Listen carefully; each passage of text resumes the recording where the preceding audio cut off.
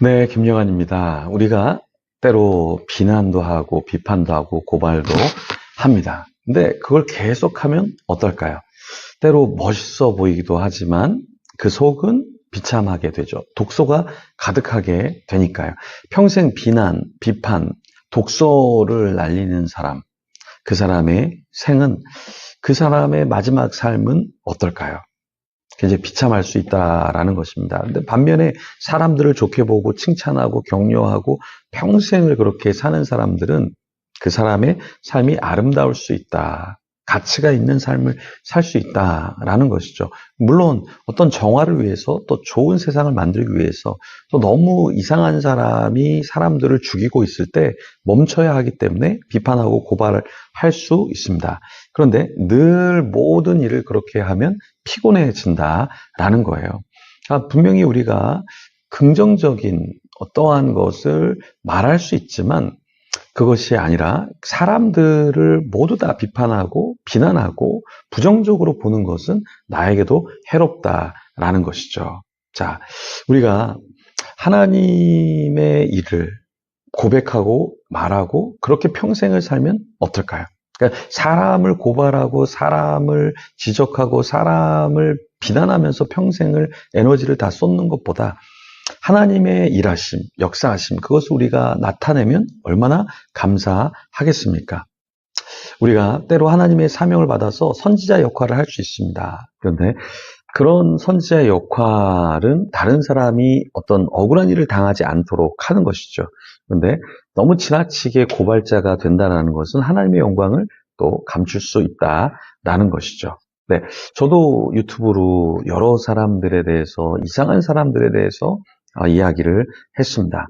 근데 그 이야기를 계속 하다 보니까 누구는 또 어떤 잘못을 했는가 이것을 또 생각을 하게 되고 그쪽의 어두운 면만 보게 되는 그런 경우도 있었습니다. 근데 조금 더 하나님의 말씀과 또 신학과 철학, 성경에 대한 이야기를 조금 더 담으려고 하는데요. 또 어떤 일에 있어서 너무 편파적으로 이상한 사람을 좋게 한다던가 그래서 제가 해야 된다, 명예훼손을 저도 당하기도 했지만 그런 것을 두려워하지 않고 저는 얼마든지 할 용의가 있습니다. 그렇지만 더 제가 지금 말하고 싶은 건 뭐냐면 고발하는 사람 그리고 그렇게 비난만 하다가 비참한 인생을 우리가 살지 않도록 해야 한다라는 거예요. 그래서 오늘 창세기 48장 15절에서 22절을 보면서 우리는 어떤 삶을 살아야 할까 조금 같이 고민을 하면 좋겠습니다. 먼저 15절에서 16절 같이 읽겠습니다. 그가 요셉을 위하여 축복하여 이르되 내 조부 아브라함과 아버지 이삭이 섬기던 하나님, 나의 출생으로부터 지금까지 나를 기르신 하나님, 나를 모든 환난에서 건지신 여호와의 사자께서 이 아이들에게 복을 주시오며 이들로 내 이름과 내 조상 아브라함과 이삭의 이름으로 칭하게 하시오며 이들이 세상에서 번식되게 하시기를 원하나이다. 야곱은 요셉에게 하나님은 어떤 하나님이라 이렇게 고백해야 한다라고 가르쳤을까요? 조부 아브라함의 하나님, 이삭의 하나님, 야곱의 하나님.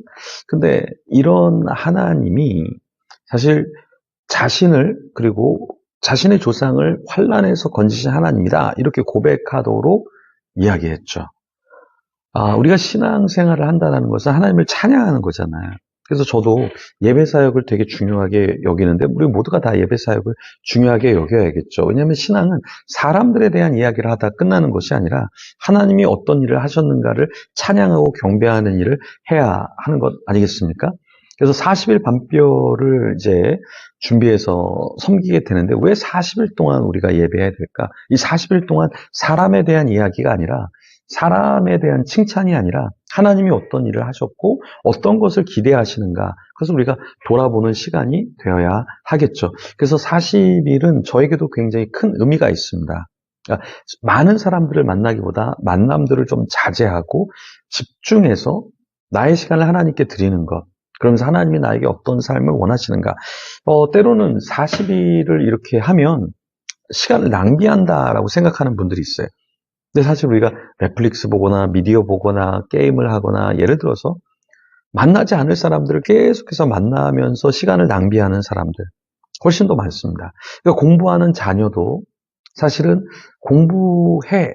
그리고 저 공부할 거예요. 그런데 그 공부하기 위한 과정, 그리고 공부하는 척 하면서 다른 것 하는 친구들이 되게 많다.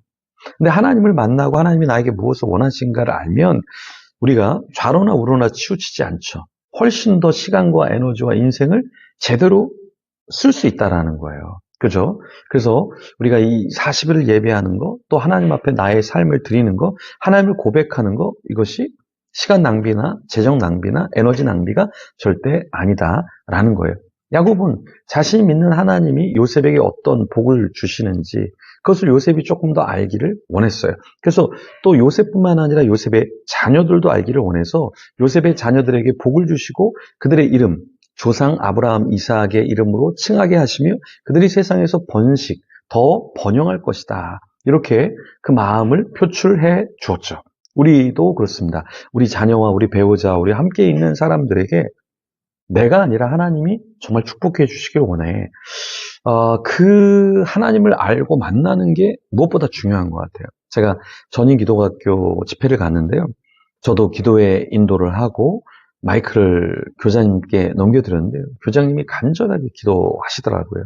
그러니까 아이들을 그냥 신앙생활을 하고 공부하고 그래서 서울 안에 있는 대학 80% 정도를 수도권에 있는 대학을 이렇게 보내는 학교인데 그냥 대충 그냥 신앙의 구색을 갖추는 게 아니라 교장님이 아주 뜨겁게 아이들을 기도해 주시더라고요.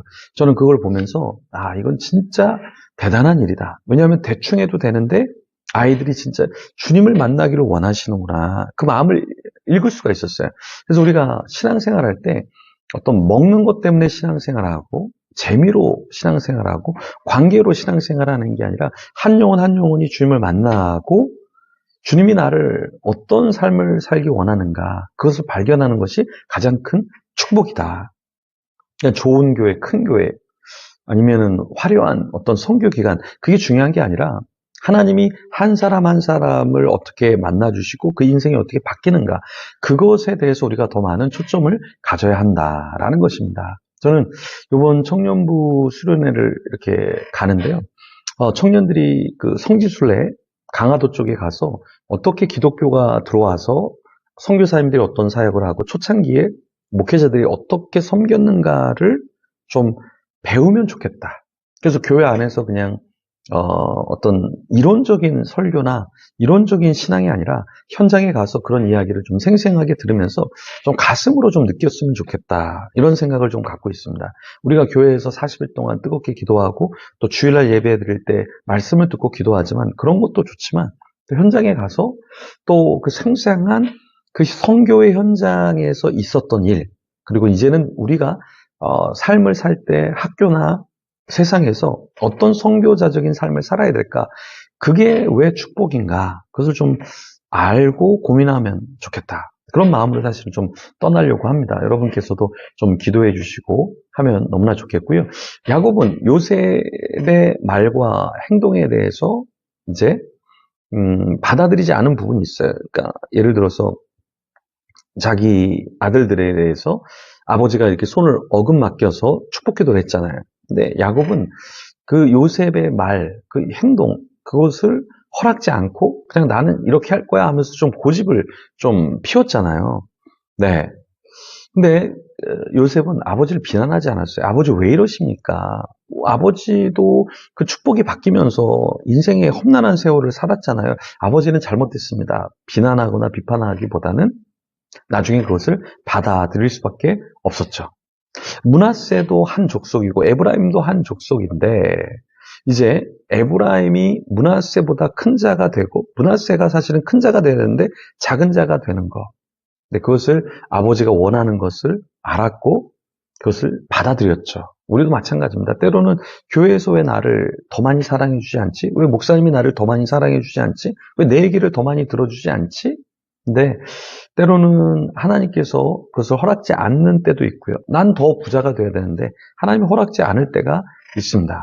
그렇다고 해서 우리가 뭐 일하지 말고 하나님이 허락지 않으니까 다 포기하라는 이야기가 아니라 내 생각만큼 어떤 일이 펼쳐지지 않을 때가 있다. 그런데 우리가 때로는 그것을 받아들이는 것도 신앙이다. 그리고 내가 많은 걸 누리지 못할지라도 조금 더 나누려고 할 때 그때 더 영향력이 있고 짠한 마음이 또 있을 수 있는 것이죠.